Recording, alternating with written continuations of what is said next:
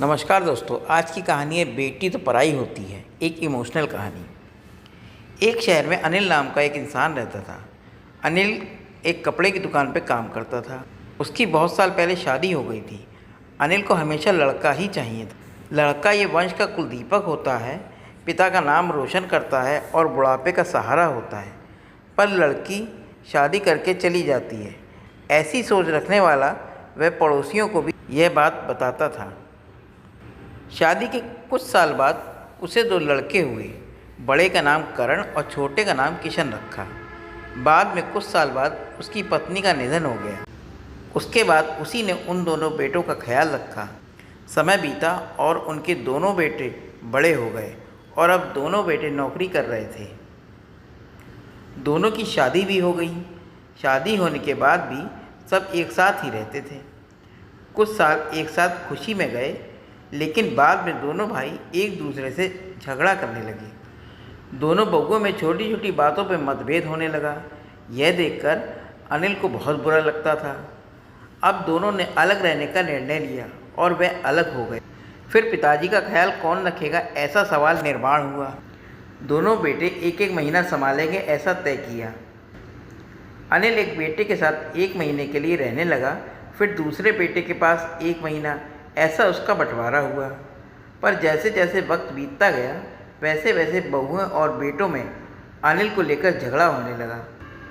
दोनों बेटों के घर में झगड़े का कारण अनिल रहने लगा। यह बात अनिल को अच्छे से समझ आ गई थी। अब अनिल को पुरानी यादें याद आने लगी थी। उसने ज़िंदगी में कितनी बड़ी गलती की थी, यह उसे अब समझ में आ रही थी। पर अब इसका क्या फ़ायदा। आखिर दोनों बेटों ने पिताजी को वृद्धाश्रम भेजने का निर्णय लिया। एक दिन दोनों ही पिताजी को लेकर वृद्धाश्रम में गए।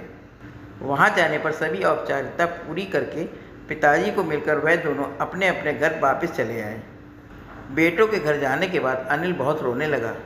उसके बाद वृद्धाश्रम के कई लोगों ने उसे समझाया, पर वह बहुत दुखी हो गया था। अनिल को वृद्धाश्रम में आकर 8-10 दिन हो गए थे। वह किसी से भी बातचीत नहीं करता था और एक पेड़ के नीचे बैठकर विचार में मगन रहता था। वहाँ के लोग उसे पूछते थे, पर उसने किसी को भी कुछ नहीं बताया। कुछ दिनों में एक व्यक्ति से थोड़ा सा बोलने लगा। बाद में दोनों की अच्छी दोस्ती हो गई। एक दिन वह दोनों बैठे थे, तब वह व्यक्ति अनिल को अपनी कहानी बताने लगा। वह बोला कि मुझे एक ही बेटा है। वह मेरे साथ छोटी छोटी बातों पर झगड़ा करता था। इस बात को मैं बहुत ऊब गया था। इस वजह से मैंने वृद्धाश्रम में रहने का निर्णय लिया। मुझे कभी कभी लगता था कि मुझे बेटे के साथ एक बेटी भी होती तो कितना अच्छा होता। कदाचित आज वह मेरे बुढ़ापे की लाठी बन सकती। उसका बोलना सुनकर अनिल और ज़्यादा दुखी होगा और वह बहुत गहरे विचार में खो गया। अनिल को दुखी अवस्था में देखकर उसके दोस्त ने उस इंसान से पूछा, आप क्या सोच रहे हो? आपके सामने देखो। उस देखने वाले ने 2 व्यक्तियों में से एक हमारे वृद्धाश्रम के मालिक हैं। उनका नाम कैलाश सेठ और दूसरी उनकी बेटी है, उसका नाम आराध्या है।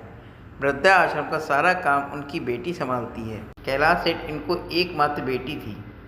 बेटी माँ पिताजी से बहुत प्यार करती थी। उतना ही प्यार वह वृद्धाश्रम के हर व्यक्ति से करती थी।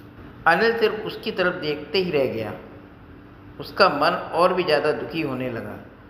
रात होने लगी थी। हर एक वृद्ध अपने रूम में जाने लगे। अनिल भी अपने रूम में जाता है। रात को खाना जल्दी खाकर सब सो जाते हैं। अनिल को उसका भूतकाल याद आता है। अनिल की शादी होने के बाद उसके एक बेटी हुई थी। उस वक्त उसे बहुत गुस्सा आया था। पत्नी के मना करने के बाद भी गुस्से में उसने बेटी को उठाया और दूर जाकर वहाँ छोड़ आया। पर अब पश्चाताप करने के सिवाय रास्ता भी नहीं था। अनिल को रात भर नींद नहीं आई। दूसरे दिन वृद्धाश्रम में एक छोटा सा प्रोग्राम था। हर एक जन जल्दी उठता है और अपने अपने काम में लग जाते हैं। दोपहर को सब लोग हॉल में एकत्र हुए। कैलाश सेठ और आराध्या भी आए वहाँ पर। प्रोग्राम चालू था, तब कैलाश सेठ का ध्यान 2-3 बार अनिल की तरफ गया। अनिल उसको बहुत उदास बैठा हुआ दिखा।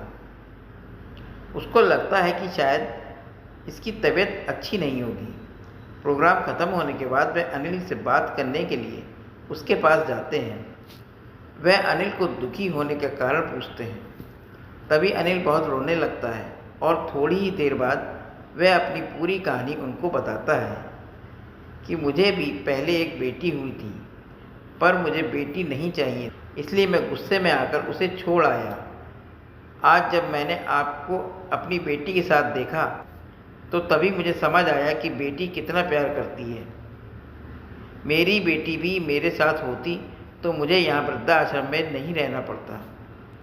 मेरे दोनों बेटों ने मुझे दुख के सिवा कुछ नहीं दिया। मेरे किए पापों की सज़ा आज मैं भुगत रहा हूँ। अनिल की सब बातें सुनकर कैलाश सेठ को मन ही मन बहुत दुख हुआ।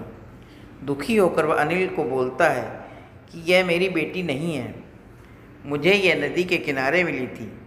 मैं उसे घर लेकर आया और बहुत प्यार से बड़ा किया और मैं और मेरी पत्नी उससे बहुत प्यार करते हैं और वह भी हम दोनों से उतना ही प्यार करती है।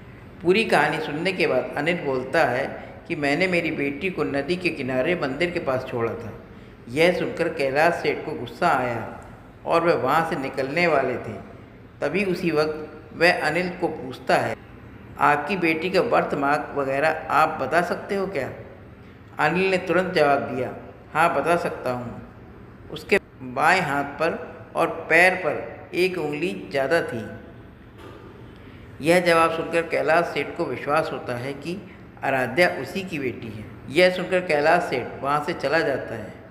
वह चले जाने पर आराध्या वहाँ पहुँचती है और अनिल से बोलती है कि मैंने आप दोनों की पूरी बातें सुन ली हैं। आपने मेरे बारे में जो भी कहा वह सुनकर मेरा मन बहुत दुखी। एक पिता खुद की बेटी के बारे में ऐसा निर्णय ले सकता है, यह सुनकर मुझे बहुत बुरा लगा। आपने जो भी किया वह बहुत गलत था। आपने मुझे बेटी बोलने का अधिकार भी खो दिया है। मैं आपकी बेटी होकर भी आप मुझे रास्ते में छोड़कर चले गए थे और मैं उनकी बेटी ना होते हुए भी उन्होंने मुझ पर जान निछावर कर दिया, इसलिए वही मेरे सच्चे पिता हैं।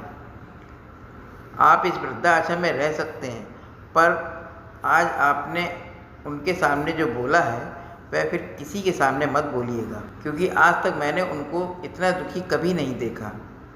इतना बोलकर आराध्या वहाँ से चली गई। अनिल सिर्फ आंखों में आंसू लाकर उसकी तरफ देखता ही रह गया और अपने नसीब को दोष देता रहा।